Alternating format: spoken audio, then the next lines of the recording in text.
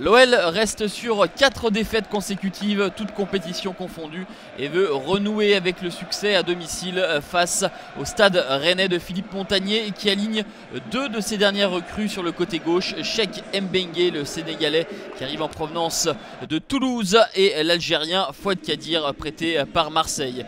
Ce sont les Rennais qui se procurent la première situation avec le centre de Pitroipa, mal repoussé par la défense lyonnaise, et il faut l'intervention impeccable d'Anthony Lopez pour empêcher Fouad Kadir d'ouvrir le score.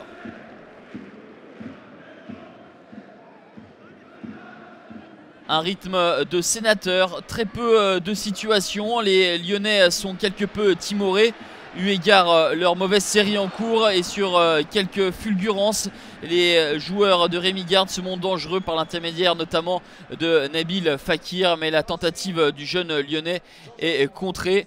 0-0 à la mi-temps, les supporters espèrent un petit peu plus d'allant de leur protégé, et cela va arriver avec le pied gauche toujours de Nabil Fekir, le centre, et Bafé Gomis est tout proche de couper cette trajectoire. Bafé Gomis, le banni, c'était le feuilleton de l'été, et finalement réintégré dans les rangs de l'Olympique Lyonnais. C'est sa première titularisation de la saison, et on va le retrouver Bafé Gomis tout au long de la partie. Mais avant cela, c'est Alexandre Lacazette qui d'une demi-volée est tout proche d'ouvrir la marque, et Romain Danzé sauve devant sa ligne. Sylvain Armand et Costil étaient trompés sur cette action. Gomis, on a dit qu'on allait le retrouver dans un style purement Gomis.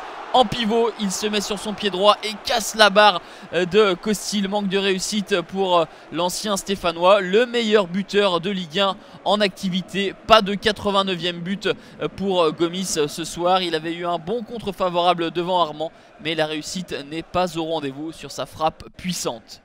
Un coup de pied arrêté, le pied gauche de Nabil Fekir, la tête de Fofana, et Bako Koné, qui était rentré en jeu quelques minutes plus tôt à la place de Bisevac, ne parvient pas à redresser la balle.